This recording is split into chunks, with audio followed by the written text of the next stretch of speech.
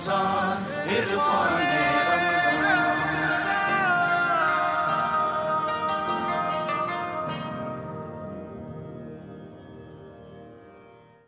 सलामती है उन आंखों पे जो हिदायत पे नजरें जमाए बैठी हैं, उन कानों पे जो जिक्र खैर के मुंतजर रहते हैं, और उन कदमों पे जो हिदायत की राह पे गामजन हैं। अस्सलामु अलैकुम वरहमतुल्लाहि वबरकातुहू।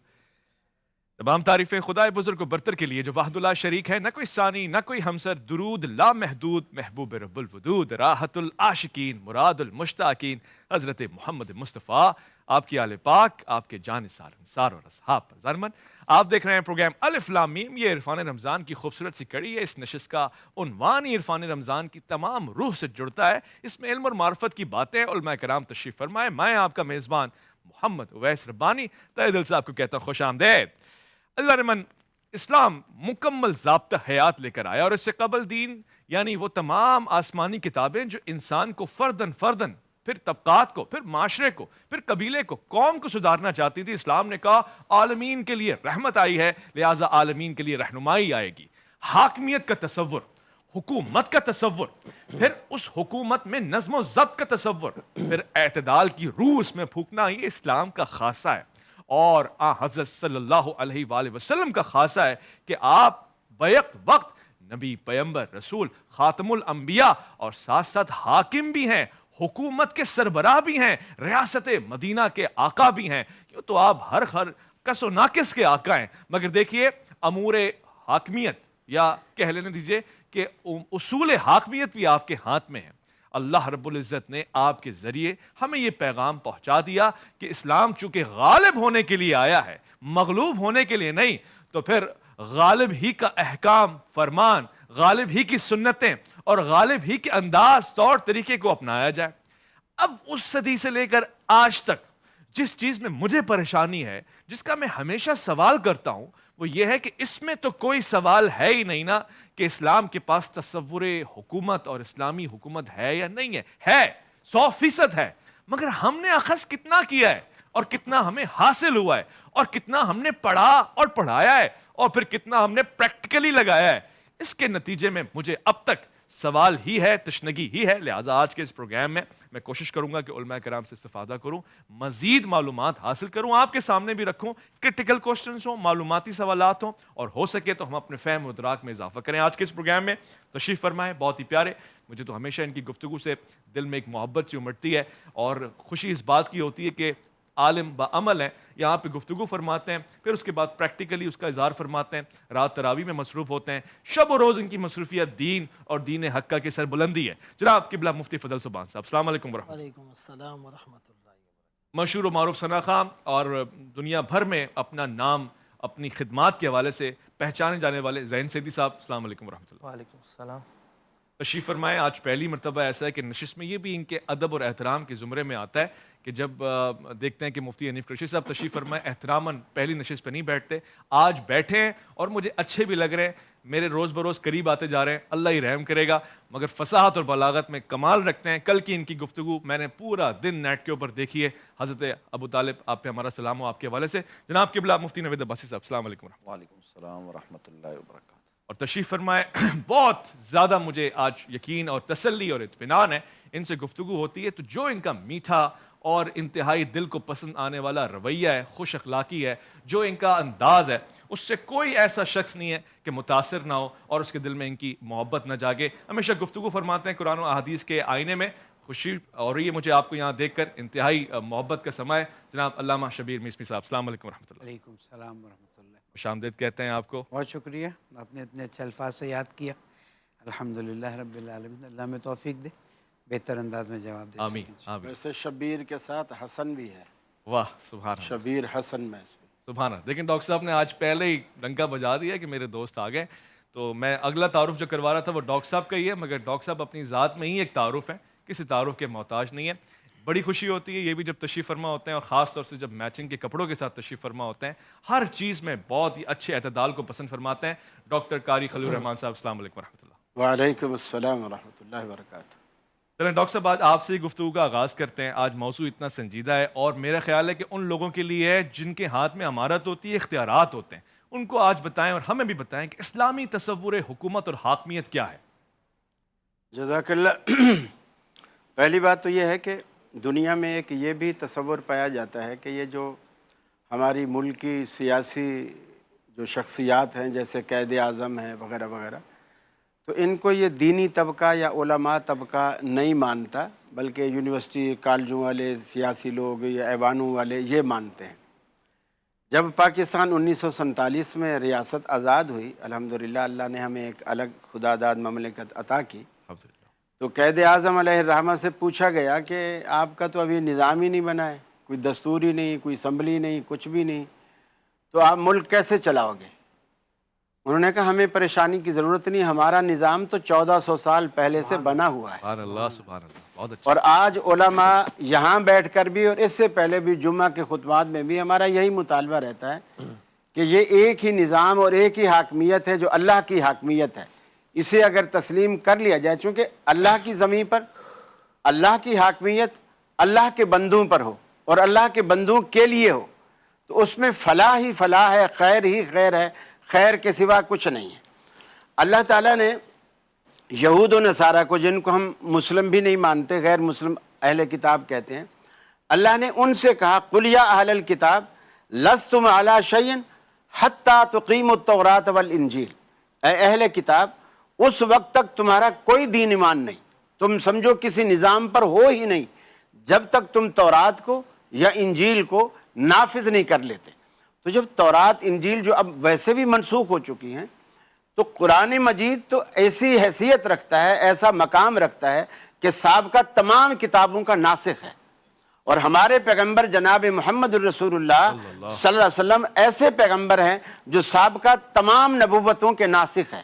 آپ کے آنے کے بعد پھر آپ ہی کی نبوت آگے قیامت تک جائے گی، اور اللہ تعالیٰ نے یہ ایک ایسا نظام بنایا شریعت کا، ایک مرکزی نقطہ ہے مرکزی دین کا جو تمام انبیاء میں مشترک رہا، اور وہ ہے توحید کا نقطہ۔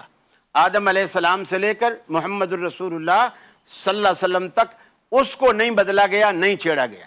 جو دوسرا سرا ہے، اس کو آپ یوں سمجھ لیجیے جیسے پرکار ہے، پرکار کا ایک سرا سوئی والا ہوتا ہے جس کو ہم کاغذ پہ پیوست کر دیتے ہیں، پھر دائرہ چاہے چھوٹا بنائیں بڑا بنائیں وہ وہیں رہتا ہے، البتہ پینسل والا سرا جو ہے اس کو ہم کھینچتے رہتے ہیں، بڑا کرتے رہتے ہیں۔ گویا آدم علیہ السلام کے وقت سے لے کر اللہ نے وہ پرکار کے جو دائرے بنائے مختلف انبیاء کے ادوار میں، وہ دائرہ بڑھتا رہا، حتیٰ کہ جب ہمارے پیغمبر جناب محمد الرسول اللہ صلی اللہ علیہ وسلم کی باری آئی، اللہ تعالیٰ نے پرکار کو فل آخری حد تک چھوڑ دیا، کھلا کر دیا، اتنا بڑا دائرہ بنایا جو قیامت تک محیط ہے۔ اور وہ جو آدم علیہ السلام سے کتاب دین کا جو ابتدائیہ کہہ لیجئے، حرف آغاز کہہ لیجئے، حرف اول کہہ لیجئے، مقدمہ کہہ لیجئے، جو آدم علیہ السلام کے نام سے لکھا تھا، محمد رسول اللہ کے نام سے اس کتاب کا تکملہ، تتمہ یا اختتامیہ لکھ کر اس کتاب کو ہمیشہ کے لیے بند کر کے اس کے ٹائٹل پہ لکھ دیا الیوم اکملت لکم دینکم واتممت علیکم نعمتی ورضیت لکم الاسلام دینا۔ ہمارا یہ جو دین ہے یہ آیا ہی نفاذ کے لیے۔ ہم اصل میں اصطلاحیں خود غلط استعمال کرتے ہیں، جیسے مثال کے طور پر ہم کہتے ہیں یار تو نے نماز پڑھ لی، کہتے ہیں ہاں جی میں نے نماز پڑھ لی، حالانکہ قرآن نے کہیں بھی نماز پڑھنے کی اصطلاح استعمال نہیں کی، قائم کرنے کو قائم کرنے کی کہی۔ واہ واہ، یہی فرق ہے، صحابہ کرام نمازیں قائم کرنے والے تھے، ہم پڑھنے والے۔ سبحان اللہ، کبھی پڑھ لی، وقت سے بے وقت پڑھ لی، کوئی چھوٹ گئی، کوئی کسی بہانے سے لیٹ کر دی، کوئی کیا کر دی، لیکن صحابہ کرام کو جو اس کی حرص اور ہوس رہتی تھی، وہ سارا معاملہ ایسا تھا کہ وہ نمازیں قائم کرنے والے تھے۔ اب آپ دیکھیں کربلا میں بھی نمازیں پڑھی جا رہی ہیں، واہ واہ، زخمی ہیں، خون ہیں، تلواریں چل رہی ہیں، تیر چل رہی ہیں، حق، لیکن نماز نہیں بھولے ہیں۔ حق، ہمیں نیند بھلا دیتی ہے، لیکن ان کو تیر، تلوار، زخم، نیزے، وہ بھی نمازیں نہیں بھلا سکے۔ تو یہ تھے نماز قائم کرنے والے لوگ، اور یہی لوگ دین کو قائم کرنے والے ہیں۔ خوبصورت۔ تو دین قائم کرنے کا مقصد یہ ہے کہ دنیا کے اوپر حکم چلے، حکومت چلے تو صرف اللہ کی، بھائی خوبصورت، کیونکہ یہ دنیا اسی کی ہے، ٹھیک ہے، یہ کائنات اسی کی ہے، اللہ کی دھرتی پر ٹھیک ہے، اللہ کا نظام ہو، ٹھیک ہے، یہ اللہ رب العالمین کی طرف سے ہمارے مسلمان ہونے کا ایک اللہ کی تقاضا بھی دھرتی ہے. پہ اللہ کا نظام ہو. بہت خوبصورت علامہ صاحب، اس میں تو کسی کو اختلاف نہیں ہے، اللہ کی دھرتی پہ اللہ کا نظام ہو، سب اس سے اتفاق بھی کر جائیں. وہ نظام کیا ہو، دستور کیا ہو، وہ آئین کیا ہو، اس کو ذرا بیان فرمائیں. بسم اللہ الرحمن الرحیم. شکریہ کہ آپ نے مجھے موقع دیا کہ آپ کے چینل پہ آؤں اور آرائز پیش کروں. قاری صاحب نے بہت خوبصورت انداز میں بات کی ابتدا کی ہے.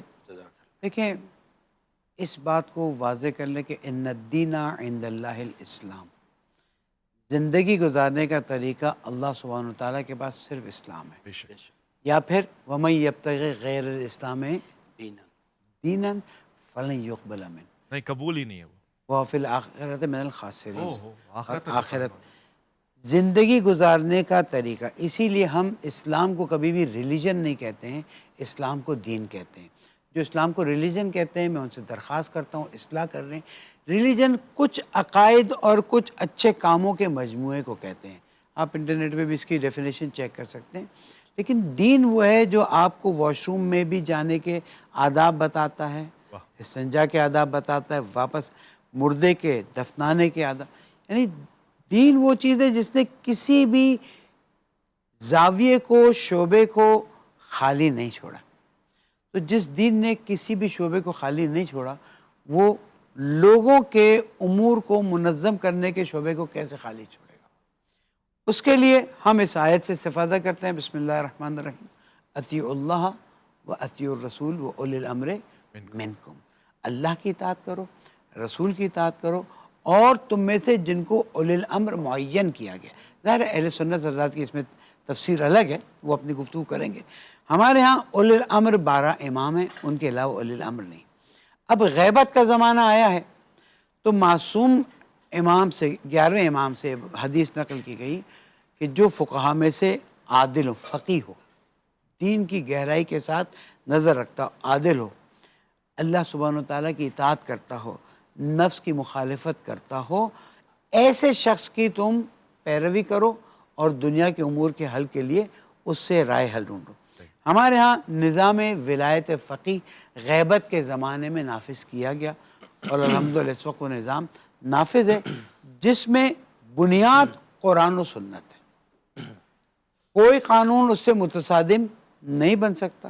لیکن اب آج پٹرول کے کیا ریٹ ہوں گے، چاول کا ریٹ کنٹرول کرنا ہے کہ نہیں کرنا ہے، پاسپورٹ کس رنگ کا ہوگا، اس کے لیے پھر مجلس شورا بنائی گئی ہے، اور مجلس شورا نے اس کو اجرا کیا ہے.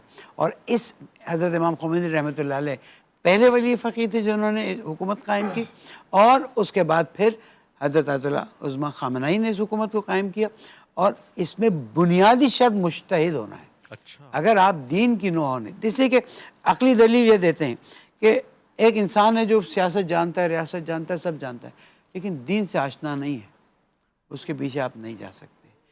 دین کو جانتا ہو اور عادل ہو، اگر یہ دو شرط نہیں ہے تو اس کے پیچھے نہیں جایا جا سکتا، اور اس طرح سے پھر حکومت کا نظام آگے بڑھے. 1 منٹ اور لے لیتا ہوں. یہ جو نظام ہمارے ہاں چلتا ہے، نہ تیتر ہے نہ بٹیر ہے. یا تو پوری طرح سے نظام اسلامی نافذ کر دیں، بات ہی ختم ہو جائے. جب اسلام کی بات آتی ہے تو کہیں اور چلے جاتے ہیں، دوسری طرف جاتے ہیں اور کہتے ہیں بھائی یہ تضاد جو ہماری زندگی میں آیا ہے، جو ہمیں بچپن سے پڑھایا بھی گیا کہ برٹش پینل کوڈ جو ہے بنایا گیا، ایسے پاکستان پینل کوڈ بنایا گیا. انصاف کے تقاضے پورے نہیں ہوتے، جبکہ اللہ سبحانہ وتعالیٰ نے عدل کے نظام کو قائم کرنے کا حکم دیا ہے. بسم اللہ. واضح ہو گیا. بہت خوبصورت. 2 علماء اس حوالے سے اپنے خیالات کا اظہار فرما چکے ہیں، اور بہت ہی نزدیک ہو گیا ہوں میں منزل کے. مزید میں چاہوں گا کہ سوالات پوچھوں، اسی آئینے میں آئین کو سمجھنے کی بھی کوشش کروں، اسلامی آئین کو. ایک مختصر سا وقفہ ہے، جب لوٹ کر آؤں گا تو مزید سوالات آپ کے سامنے رکھوں گا. عرفان رمضان کی اس خوبصورت سی نشست الف لام میم میں آپ کا انتظار رہے گا. عرفان رمضان، عرفان رمضان.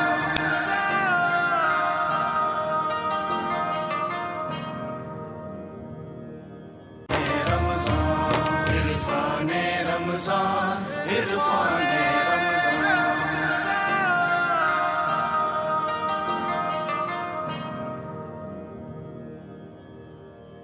خوش آمدید. چل نہ سکتے تھے اگر جنگ میں اڑ جاتے تھے، پاؤں شیروں کے بھی میدان سے اکھڑ جاتے تھے. تو اس سے سرکش ہوا کوئی تو بگڑ جاتے تھے، تیغ کیا چیز ہے ہم توپ سے لڑ جاتے تھے. وہ انداز مسلمانی، وہ دنیا بھر میں اسلام کا پرچم لہرانا، وہ خشکی میں، بحر و بر میں، تر میں، صحرا میں، جنگل میں، سب جگہ جا کر لا الہ الا اللہ کی آواز بلند کرنا اور پھر اسلامی نظام حکومت کا نفاذ ممکن بنانا، آج اس میں کمی نظر آ رہی ہے۔ اور آج تو ہم یہ کہتے ہیں کہ جو ہے اس کو بھی بچا نہیں پا رہے ہیں۔ اور دبے الفاظ میں کہوں تو فلسطین کا مسئلہ ان تمام مسائل میں سب سے زیادہ اوپر ہے، اور اس کی وجہ بھی یہی ہے کہ اسلامی نظام حکومت، تصور اسلامی حکومت غائب ہوتا جا رہا ہے، کچھ ہماری غلطیوں سے، کچھ بیرونی سازشوں کی وجہ سے۔ مفتی نوید عباسی صاحب تشریف فرمائیں۔ انتہائی خاص موضوع، انتہائی خاص شخصیت اور انتہائی خاص سوال یہی ہے کہ اسلامی تصور حکومت جو دو علماء کرام نے پیش فرمایا، اصل میں ایسا کیا ہو سکتا ہے کہ آج ہم اس کو پلے کا بٹن دبائیں، امپلیمنٹ کریں اور ہمارا کام چلنا شروع ہو؟ نحمد و نصلی علی رسول الکریم، اما بعد، بسم اللہ الرحمن الرحیم۔ جزاک اللہ۔ دیکھیے، گزارش یہ ہے کہ ہمیں اسلامی نظام حکومت قائم کرنے کے لیے نہ یورپ جانے کی ضرورت ہے، نہ امریکہ کی پیروی کرنے کی ضرورت ہے، اور نہ کسی اور فلسفی کی طرف جانے کی ضرورت ہے۔ ہمیں محمد رسول اللہ کی دہلیز پر چلنے کی ضرورت ہے، کیونکہ آقا کریم صلی اللہ علیہ وآلہ وسلم نے جو نظام قائم کیا، آپ ذرا غور کریں کہ آج ہم کہتے ہیں مشکل حالات ہیں، کیا مشکل حالات آج ہیں یا رسول اللہ کو مشکل حالات درپیش تھے؟ جب آپ مکہ مکرمہ سے مدینہ منورہ تشریف فرما ہوئے تو بے سر و سامانی کے عالم میں مسلمان نبی علیہ السلام کے ساتھ تھے، تو نبی علیہ السلام نے ایک نظام قائم کیا مدینہ میں آ کے۔ اعلان حکومت نہیں کیا، لیکن وہاں مواخات کو قائم کر کے یہ بتا دیا کہ فلاں فلاں کا بھائی ہے، اور اس بھائی چارگی کو اس خوبصورت انداز میں نبی اکرم صلی اللہ علیہ وسلم نے وہاں اس کا نفاذ کیا کہ جس انصاری کا جس مہاجر کو بھائی بنایا گیا، اس نے کاروبار میں بھی شریک کر لیا، باغ میں بھی شریک کر لیا، اور پیشکش کی کہ اگر میری 2 بیوی ہیں تو ایک کو طلاق دے دیتا ہوں، اس سے تم نکاح کر لو۔ یہ نبی اکرم صلی اللہ علیہ وسلم کے زمانہ اقدس و اطہر میں ہوا، اور کس جگہ پر ہوا ہے کہ جہاں جنگ بعاث ہو چکی ہے اور جہاں اوس و خزرج کے کئی لوگ آپس میں قتل ہو چکے ہیں، اور نبی علیہ السلام جب قبا پہنچتے ہیں تو وہ جو خزرجی سردار ہیں وہ جب وہاں آنا چاہتے ہیں تو رات کو چھپ کے آتے ہیں، اور پھر نبی علیہ السلام کہتے ہیں کہ ان کو کوئی پناہ دے، اور پھر ان کو پناہ دی جاتی ہے۔ ان حالات میں نبی اکرم صلی اللہ علیہ وسلم وہاں بھائی چارہ قائم کرتے ہیں، اور پھر مسجد نبوی کے اندر نبی علیہ السلام سارے نظام کو جو ہے نا وہ قائم کرتے ہیں۔ آج بنیادی طور پر جب جس دور میں اور آپ جی رہے ہیں، ذرا دیکھیں کہ ہمارا جو ہے نا وہ بیت المال کہاں ہے، ہمارا قومی خزانہ کس کے ہاتھ میں ہے؟ نبی اکرم صلی اللہ علیہ وسلم کے زمانے میں جو خزانہ آتا تھا، جو بچ جاتا تھا، تو وہ مسجد نبوی سے متصل حجرے میں ہوتا تھا، جس کے وزیر خزانہ کہہ لیں یا نگران کہہ لیں یا نگہبان کہہ لیں، وہ جناب حضرت بلال تھے، اور نبی علیہ السلام ضرورت کے وقت اس کو صفہ والوں کے لیے بھی استعمال کرتے، غرباء کو بھی دیتے۔ یہ نبی اکرم صلی اللہ علیہ وسلم نے نظام قائم کیا، اور دیکھیے کہ 10 سال کے مختصر عرصے میں جزیرہ نما عرب کے تقریباً 3.5 لاکھ مربع میل پر نبی علیہ السلام کا جو ریاست کا نظام ہے وہ قائم ہو چکا ہے، اور خود ریاست کے سربراہ حضور اکرم صلی اللہ علیہ وسلم ہے۔ اور پھر نبی علیہ السلام کے بعد جناب حضرت ابو بکر صدیق رضی اللہ تعالیٰ عنہ، صحابہ اکرام رضوان اللہ تعالیٰ علیہم اجمعین کی مشاورت سے جب خلیفۃ المسلمین ہوتے ہیں تو وہ اس نظام کو آگے بڑھاتے ہیں، اور پھر جناب حضرت عمر رضی اللہ تعالیٰ عنہ اس کو 4 چاند لگاتے ہیں۔ پھر حضرت عثمان کا دور ہے، حضرت مولا کائنات علی المرتضیٰ کرم اللہ وجہ الکریم کا جو نظام ہے، ان سب کو اگر آپ پیش نظر رکھیں تو آج کے اس پرفتن دور میں مسلمان اگر اسوہ مصطفی کو اور سنت خلفائے راشدین مہدین ہادین کو پیش نظر رکھیں گے تو پھر ہم اپنے نظام کو بہتر بنا سکیں گے۔ آپ نے ابھی جو آغاز میں اشارہ دیا کہ فلسطین میں اس وقت مسلمان سسک رہے ہیں،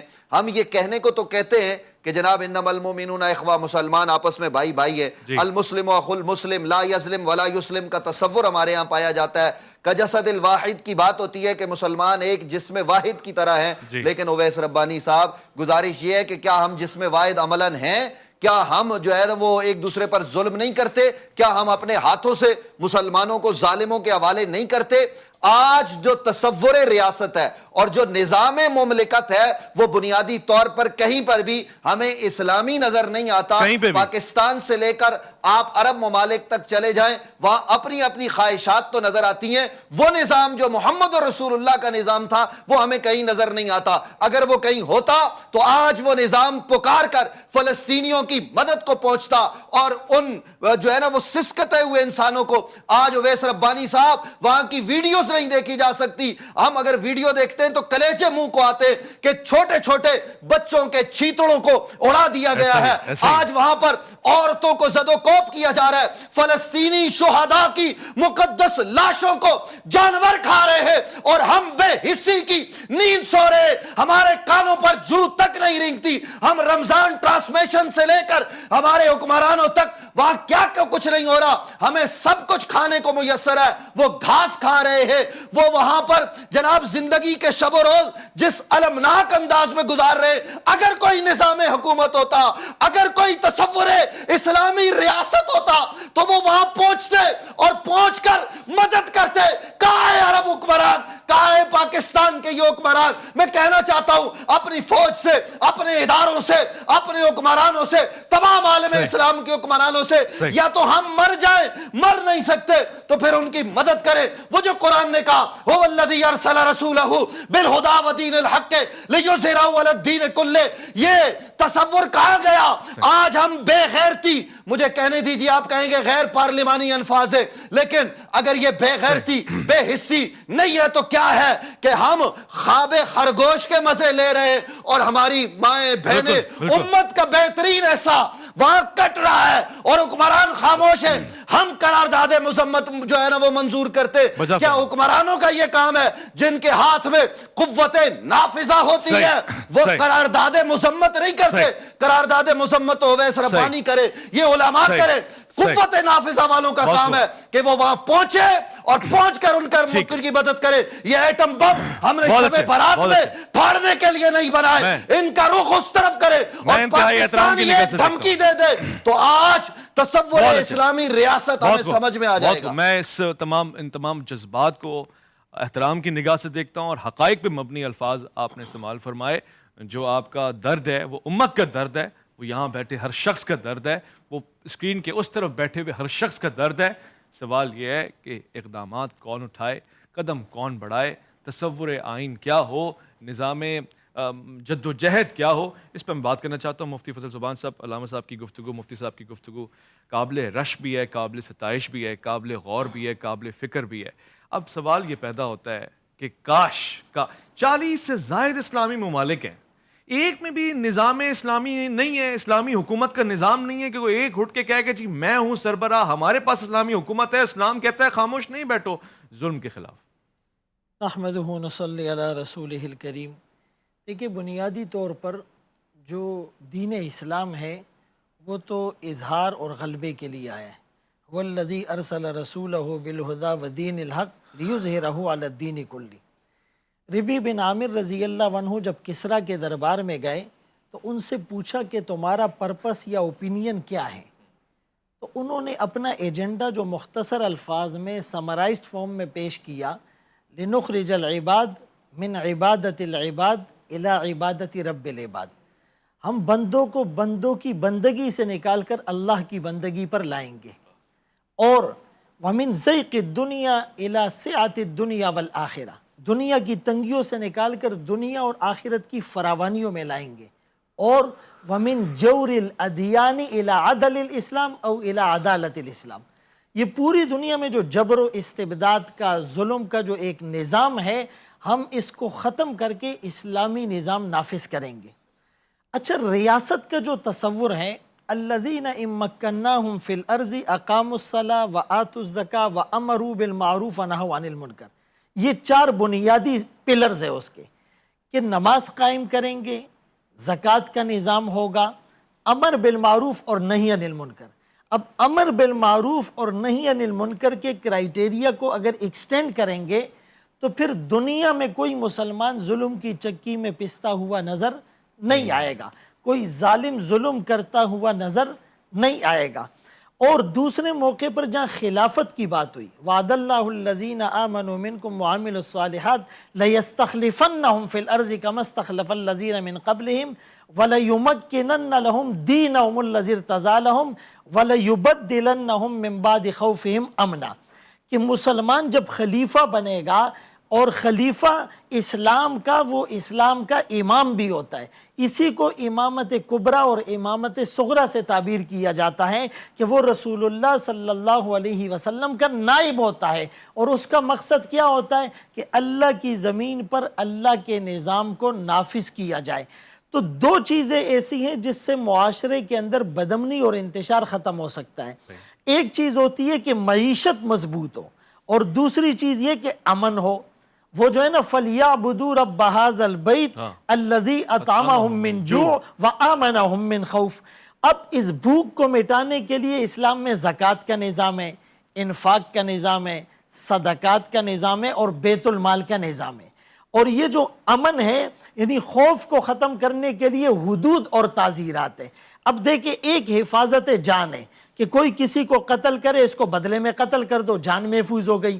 ایک حفاظت دین ہے، کوئی دین کو بار بار بدلتا ہے، مرتد ہے، اس کو قتل کر دو، دین محفوظ ہو گیا۔ ایک حفاظت ناموس ہے، کوئی زنا کرتا ہے، اگر غیر شادی شدہ ہے 100 کوڑے، شادی شدہ ہے تو رجم کر دو، جب یہ سزا ملے گی تو ناموس محفوظ ہو گئی۔ ایک عقل کی حفاظت ہے، کوئی شراب پیتا ہے تو اس کو کوڑے لگاؤ، اس کا دماغ خراب نہیں ہوگا، یہ غلط حرکت نہیں کرے گا۔ اور ایک اسی طرح دوسرے مقامات پر جو بتایا گیا ہے کہ وہ حفاظت جو ہے مختلف چیزوں کے ضمن میں آتی ہے، یعنی حد قذف، جو ناموس کی حفاظت ہوتی ہے کہ آپ نے کسی پر الزام لگایا، اس کو 80 کوڑے لگاؤ۔ اب یہ حدود اور قصاص اور تعزیرات کا اور آرڈیننس کا یہ نظام اگر اس پر عمل ہو جائے، یہ امپلیمنٹڈ ہو جائے، تو آپ مجھے بتائیں پوری دنیا کے اندر کہیں ظلم نہیں ہوگا۔ بدقسمتی کی بات یہ ہے کہ ملک پاکستان اسلام کے نام پر مارز وجود میں آیا تھا۔ قائد اعظم محمد علی جناح رحمۃ اللہ علیہ 1944 میں یہ اعلان کرتے ہیں کہ قرآن ضابطہ حیات ہے، اس میں مذہبی، مجلسی، فوجداری، دیوانی، عسکری تمام معاشرتی احکامات موجود ہیں۔ اور جب ایک صحافی نے سوال کیا کہ آپ کا دستور اور منشور کیا ہوگا، تو آپ نے کہا اتنے بڑے صحافی ہو کر آپ کو پتہ نہیں، ہمارے تو بچے کو معلوم ہے ہمارا دستور کیا ہے۔ ایک 10 سالہ بچے کو بلا کر کہا بتاؤ ہمارا دستور کیا ہے، پاکستان کا مطلب کیا ہے؟ اس نے کہا لا الہ الا اللہ۔ لیاقت علی خان مرحوم نے کیا کہا تھا؟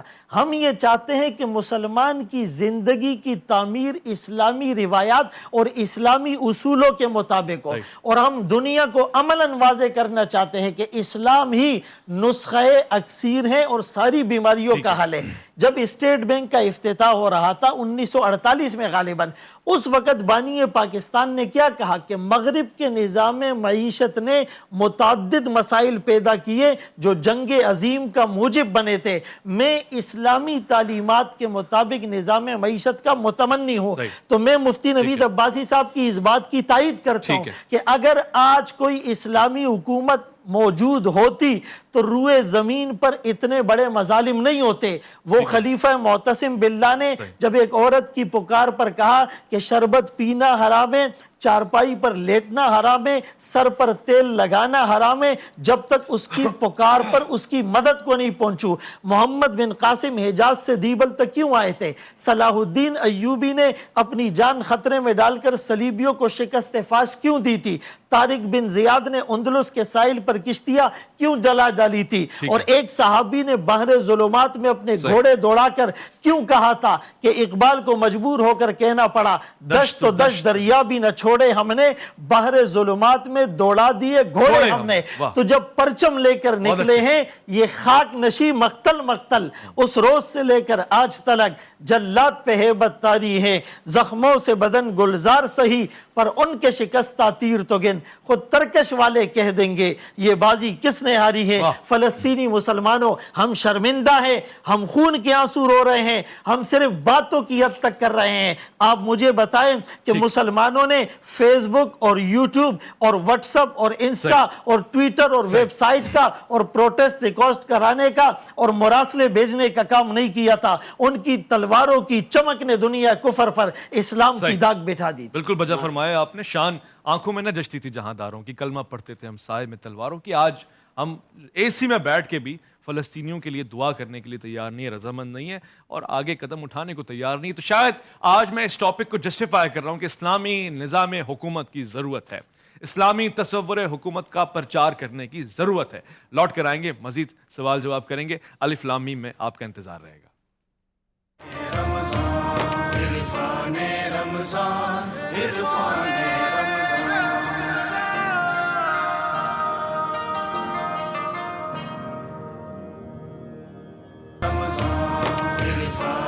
رمضان عرفان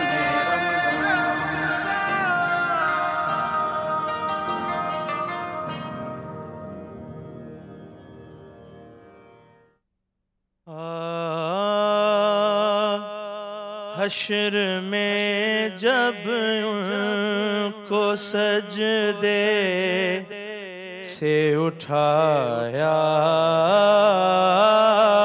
جائے گا, ہم گناہ گاروں کی بگڑی کو بنایا جائے گا, ہم گناہ گاروں کی بگڑی کو بنایا جائے گا. اور کچھ تو ان کی جنبشیں لب سے رہا ہو جائیں گے, کچھ تو ان کی جنبشیں لب سے رہا ہو جائیں گے, اور کچھ گناہ گاروں کو کملی میں چھپایا جائے گا, کچھ گناہ گاروں کو کملی میں چھپایا جائے گا. اور جب سواری سیدہ زہرا کی آئی حشر میں, جب سواری سیدہ زہرا کی آئی حشر میں, حکم دے کر سب کی نظروں کو جھکایا جائے گا, حکم دے کر سب کی نظروں کو جھکایا جائے گا.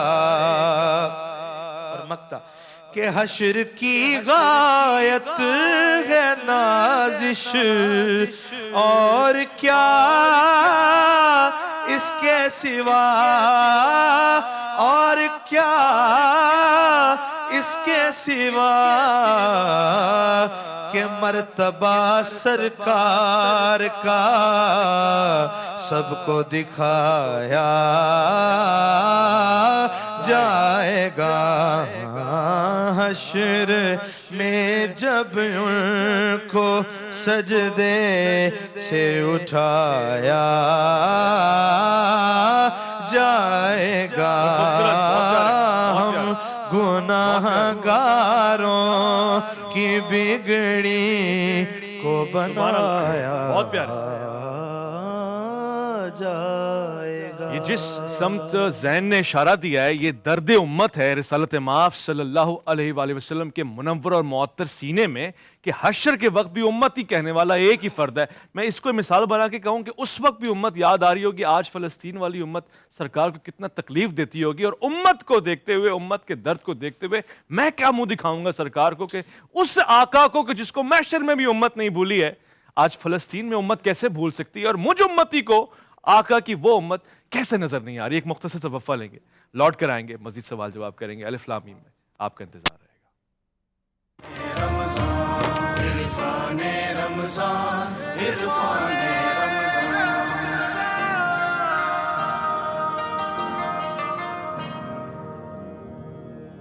रमजान रमजान इरफान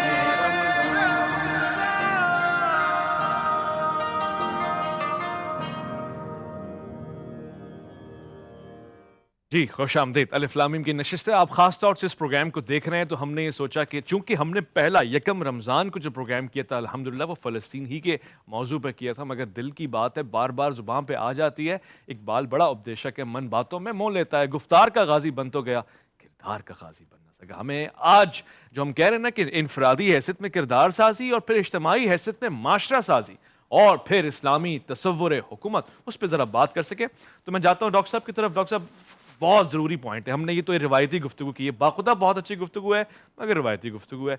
असल मुद्दा ये है कि मैं किस चीज़ को इस्लाम का निज़ाम हुकूमत कहूँ, डेमोक्रेसी जमहूरियत को कहूँ, या इसके अलावा मैं शूरा के निज़ाम को इस्लामी हुकूमत कहूँ। कोई सही तरीन वाज़ेह मिसाल बताएं।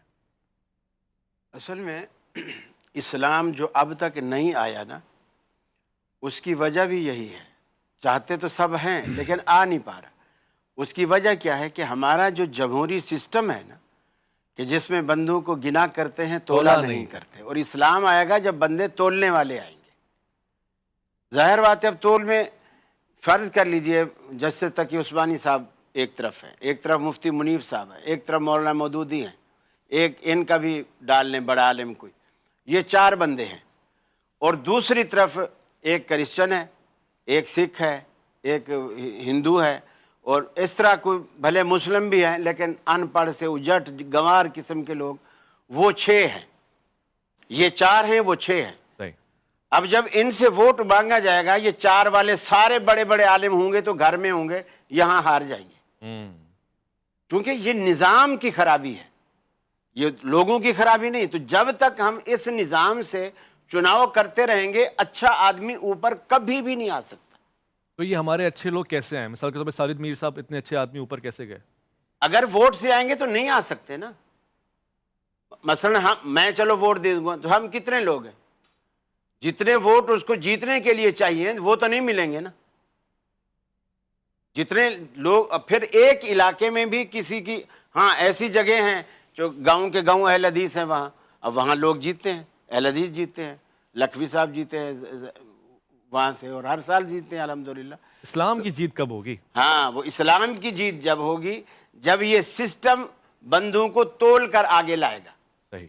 गिन कर जब तक लाता रहेगा नहीं आएगा। ठीक है, अल्लामा साहब आपकी तरफ आता हूँ। अब गिनने और तोलने का फैसला क्या होगा? अब बात यह है कि एक लफ्ज़ है जिसको कहते हैं डेमोक्रेसी। असल में ये लफ्ज़ डेमोक्रेसी नहीं है, ये लफ्ज़ है डेमोक्रेजी। It's demonstration of craziness. इंसानों को बेवकूफ़ बनाने के लिए एक सिस्टम बनाया गया है और मुसलमानों के जहनों को कंट्रोल करने के लिए एक सिस्टम बनाया गया है जिसको डेमोक्रेसी कहा जाता है। By the people, for the people, on the people. क्या आप खड़े हो सकते हैं इलेक्शन में? अमेरिकन इलेक्शन में $350 बिलियन वाली भी नहीं बढ़ सकी। अच्छा। ट्रम्प का देखिए कितना फंड रेजिंग हुआ। जब तक आपके पास पैसा नहीं है तब तक आप, पैसा कौन देगा? वो देगा। अभी यहाँ की भी बात करते हैं, वो देगा कि जिसका कल कोई फ़ायदा उसने, जैसे बंदूक की जो ऑर्गेनाइजेशन है वो पैसा देती हैं ताकि बंदूक पे पाबंदी न लगे।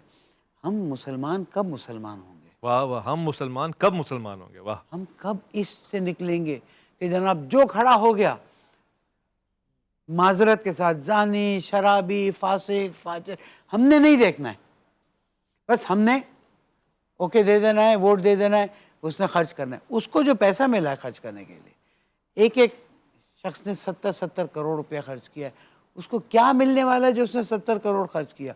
और 365 की जो असेंबली है उसमें 300 लोगों ने तो कम से कम 50-50 करोड़ खर्च करके जीत के आए हैं ना।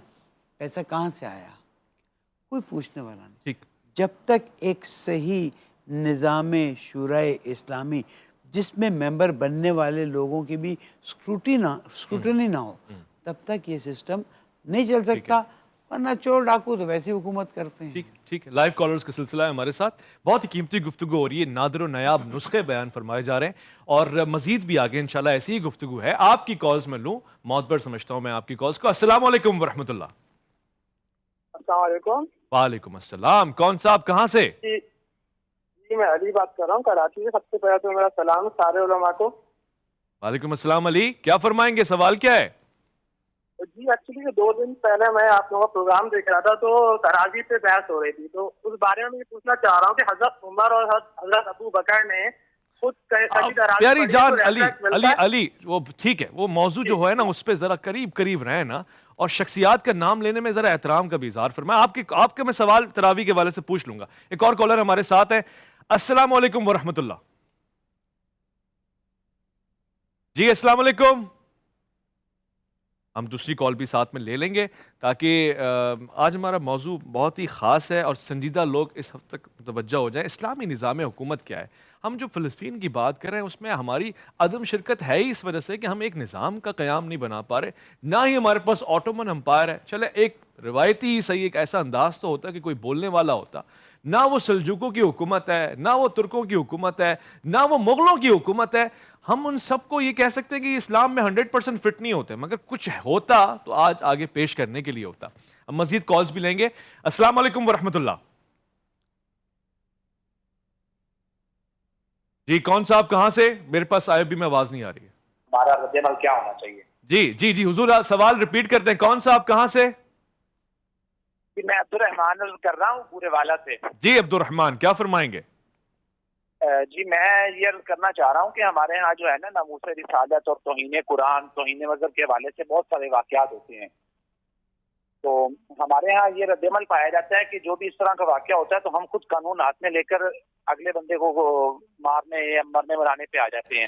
تو اس حوالے سے تمام مسالک اہل سنت کے علماء آپ کے پاس موجود ہیں, تو میں ان کے سامنے یہ سوال رکھنا چاہ رہا ہوں کہ اس موقع پر ہمارا رد عمل کیا ہونا چاہیے. بہت اچھا سوال ہے. I appreciate. مفتی صاحب بہت قیمتی سوال ہے. ہم ہر بات پہ اتنی شدت پسندی کا مظاہرہ کرتے ہیں, پھر ہم کیا کہیں گے؟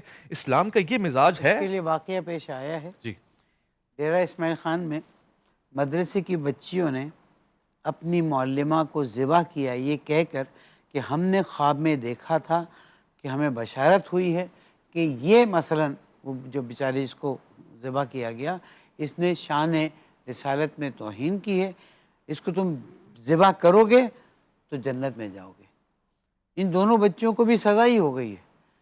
قصوروار کون ہے اس پہ؟ آپ ذرا سا شدت کی فیڈنگ یہ پچھلے ہفتے کی گزارش یہ ہے کہ اس میں تو کوئی دو رائے نہیں ہے کہ کوئی بھی کہیں پر زمین کے کسی خطے میں نبی اکرم صلی اللہ علیہ وسلم یا انبیاء کرام کی توہین کرتا ہے تو اس کے لیے سزا ہے, اور توہین رسالت کرنے والے کے لیے ہمارے یہاں سزائے موت ہے. 295C کا قانون بالکل واضح ہے, اور یہ قانون ہم نے قربانیاں دینے کے بعد بنایا ہے.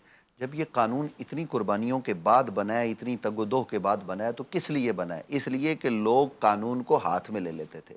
غازی علم الدین, غازی عبد القیوم, وہ تو انگریز کا حکومت کا نظام تھا نا, کہ غازی عبد القیوم کو قانون ہاتھ میں لینا پڑا, غازی علم الدین کو قانون ہاتھ میں لینا پڑا. جو جب اسلامی ریاست بن گئی, بدقسمتی یہ ہے کہ قائد اعظم محمد علی جناح جہاں یہ کہتے ہیں کہ ہمارا نظام وہ ہوگا جو قرآن اور سنت پر مبنی ہوگا, وہاں وہ یہ بھی کہتے ہیں کہ میرے جیب میں کھوٹے سکے ہیں. یعنی پہلا وزیر خارجہ کون تھا, یہ چیزیں ہمیں دیکھنے کی ضرورت ہے. 1953-54 میں کیا ہوا, یہ چیزیں, ان سب قربانیوں کے بعد ہم نے قانون بنایا. تو قانون اس لیے بنایا گیا, ہمارے ناظرین سنیں, کہ کسی آدمی کو کسی بھی مسئلے میں قانون ہاتھ میں لینے کی اجازت نہیں ہے. دیکھیں قانون کا مس یوز تو اس حوالے سے, قتل کے حوالے سے بھی ہوتا ہے معاملہ. ایک بات واضح کرتے ہیں, یہ جو آپ فرما رہے ہیں اخلاقی طور پر بتا رہے ہیں, یہ شرعی طور پر, میں شرعی طور پر بتا رہا ہوں. اس پہ میں تو ظاہر ہے علماء ہیں اور ہمارا کام جو ہے نا وہ شرعی طور پر ہی جواب دیں گے. گزارش یہ ہے, ہمارا معاملہ یہ ہے کہ دیکھیے قانون کئی مس یوز ہوتے ہیں. قتل بھی تو ہوتا ہے نا, حالانکہ قانون موجود ہے کہ بھئی اگر آپ کی عزت پر کسی نے حملہ کیا تو دوسرے کو قتل نہ کریں, لیکن وہاں وہ جوش میں آ کے قتل کر دیتے ہیں. تو مس یوز تو تمام قوانین کا ہوتا ہے. لیکن میں اس کے برعکس ایک اور بات بھی کرنا چاہتا ہوں, وہ یہ کہ ہم یہ کہنا چاہتے ہیں, میں مفتی فضل سبحان سبحان ہم سب یہاں یہ کہہ رہے ہیں اور یہ ہم سب کی جو ہے نا وہ یک زبان یہ اپنی عوام سے یہ کہنا چاہتے ہیں کہ کہیں پر کسی بھی مقام پر شدید سے شدید توہین رسالت ہو تب بھی آپ قانون کا دروازہ کھٹکھٹائیں گے. اور آپ جانتے ہیں کہ 4.5 لاکھ لوگ توہین رسالت کر رہے ہیں مختلف اور اللہ کی توہین کر رہے ہیں اور ہم ان لوگوں کو پکڑ رہے ہیں, ان پر حملہ آور نہیں ہو رہے, ان کے خاندان کے بارے میں نہیں بتا رہے, ہم ان کے ساتھ قانون کے ذریعے برتاؤ کر رہے ہیں. لیکن بھائی اویس ربانی صاحب یہ جملے بھی جانے چاہیے کہ توہین رسالت کے مرتکب لوگوں کو چھوڑا کیوں جاتا ہے, قانون کیوں ہاتھ میں لیا جاتا ہے کہ جب سپریم کورٹ, جب ہائی کورٹ, جب نیچے کی کورٹس, جب آپ صحیح طریقے سے چیزوں کو لے کر نہیں چلیں گے اور شواہد اور ساری چیزیں ہونے کے باوجود جب توہین رسالت ہو چکی ہوگی اور پھر آپ ان کو چھوڑ دیں گے مغرب کی ماں پر, پھر آپ کے وزیر اعظم سے لے کر سارے لوگ کہیں گے وہ جی مجبوری تھی معاشی طور پر, تو پھر آپ پبلک سے یہ ڈیمانڈ کریں گے کہ قانون ہاتھ میں نہ لیں. ہم تب بھی یہ کہتے ہیں کہ قانون ہاتھ میں نہ لیا جائے, تب بھی یہ کہتے ہیں. سب سے عمدہ بات ہے آپ کی, کسی بھی طور ایک عام آدمی کو اجازت نہیں ہے کہ وہ قانون کو, اس سے ہوگا کیا, آپ سمجھیں گے کہ جو دین فروغ ہو رہا ہے, دین کی نشر و اشاعت ہو رہی ہے, نہیں, بدنامی ہو رہی ہے, کیونکہ جو ذمہ دار ہے ان کا گربان پکڑا جائے گا. ایک مختصر سے وقفہ لے رہے ہیں. آپ کی کالز لینے کے لیے میں اپنی آئی بی کو بھی ٹھیک کر لوں گا تاکہ آپ کی بر وقت کال لے سکوں. لوٹ کر آئیں گے الفلامی میں, آپ کا انتظار ہے, چھوٹا سا وقفہ ایک. رمضان عرفان